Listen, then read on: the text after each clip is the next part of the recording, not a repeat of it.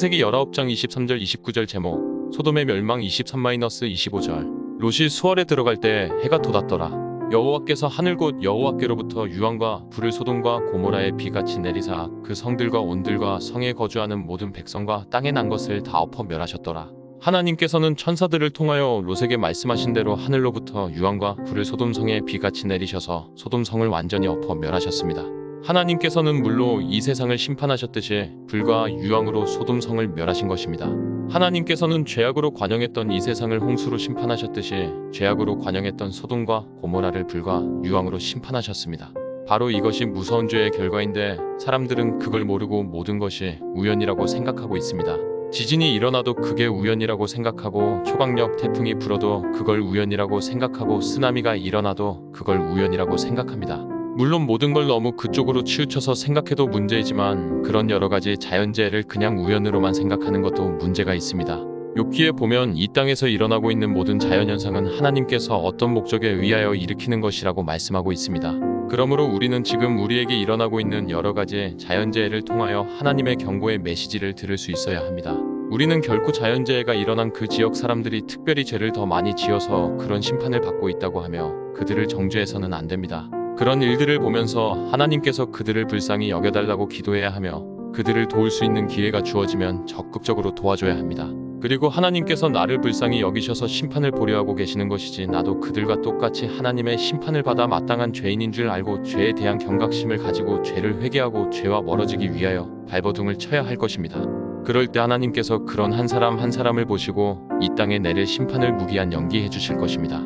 그런 한 사람을 보시고 하나님께서 자연재해도 연기해 주시고 전쟁도 연기해 주시는 줄 알고 우리 각자가 바로 그 한 사람이 되기 위하여 노력하시기를 바랍니다.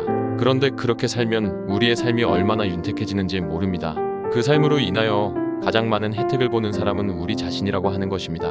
우리가 당하는 거의 대부분의 고통이 죄로 인하여 오는 것들입니다. 죄로 인하여 인간관계가 힘들어지고 죄로 인하여 우리가 하는 일들이 그렇게 잘 풀리지 않는 것입니다. 그러므로 우리가 죄와 멀어지기 위하여 사투를 벌여서 죄와 멀어지기만 하면 그 모든 고통들이 전부 다 사라지게 되니까 그때부터 우리의 삶이 얼마나 행복해지겠습니까?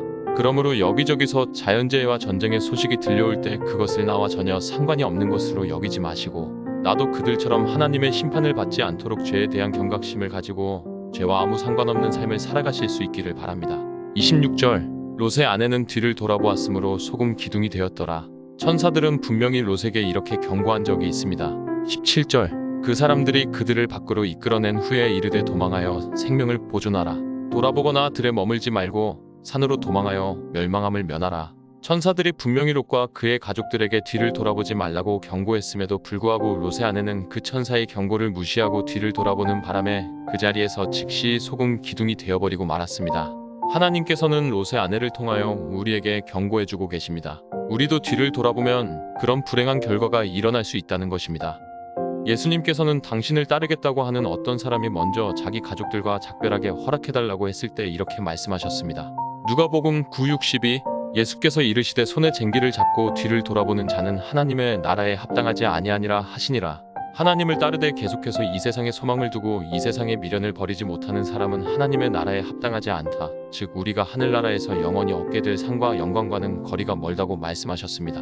성경은 부끄러운 구원에 관하여 다음과 같이 말씀하고 있습니다. 고린도전서 3:15 누구든지 그 공적이 불타면 해를 받으리니 그러나 자신은 구원을 받되 불가운데서 받은 것 같으리라.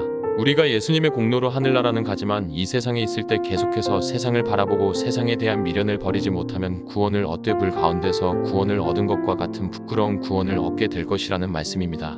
그러므로 롯의 아내처럼 세상에 미련을 두고 자꾸만 세상을 돌아보지 마시고 하늘나라를 향하여 앞만 바라보고 나아가실 수 있기를 바랍니다.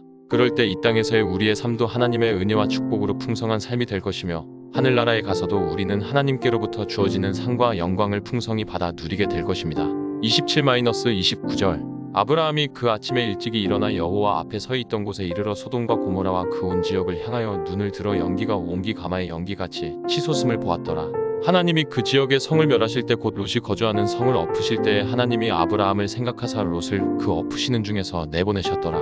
하나님께서는 여기서 소돔 성이 불과 유황으로 심판받을 때 왜 롯과 그의 가족이 그 심판을 면하게 되었는지를 말씀해주고 있습니다. 롯과 그의 가족들은 오랜 기간 소돔 성에 살면서 소돔 사람들과 거의 똑같은 생각과 사고방식을 가지고 그들과 별로 다를 바 없는 삶을 살고 있었습니다. 그런데 하나님께서는 롯과 그의 가족들을 소돔 성에 내리시는 불심판으로부터 제외시켜 주셨는데 그 원인을 오늘 본문은 이렇게 말씀하고 있습니다. 하나님이 아브라함을 생각하사 롯을 그 엎으시는 중에서 내보내셨더라. 29절 하반절 하나님께서는 아브라함을 생각하셔서 롯과 그의 가족을 소돔 성이 받는 불심판으로부터 제외시켜 주셨다는 것입니다. 하나님께서는 아브라함을 무척이나 사랑하셨는데 아브라함이 아들과 같이 여기는 롯을 차마 심판하실 수 없으셨던 것입니다. 그리고 또 하나 생각해 볼 수 있는 것은 아브라함이 하나님께 의인 10명만 있으면 소돔과 고모라를 용서해 주시라고 부탁한 걸로 봐서 그는 계속해서 소돔과 고모라 사람들의 구원을 위하여 중보기도 했을 것이라는 것입니다. 하나님께서는 그런 아브라함의 기도를 들으시고 아브라함과 가장 가까운 사이였던 롯의 가족들을 구원해 주셨다고 하는 것입니다. 이 세상에서 가장 지혜로운 사람은 어떤 사람입니까? 그 사람은 남을 위하여 사는 사람입니다. 왜냐하면 그렇게 살면 하나님께서 그 사람과 그 사람의 가족을 반드시 책임져 주시기 때문입니다. 그러나 다른 사람은 전혀 생각하지 않고 자기만 위하여 사는 사람은 하나님께서 책임져 주실 수 없습니다. 그러므로 이 세상에서 가장 미련한 사람은 오직 자기를 위하여 살아가는 사람입니다.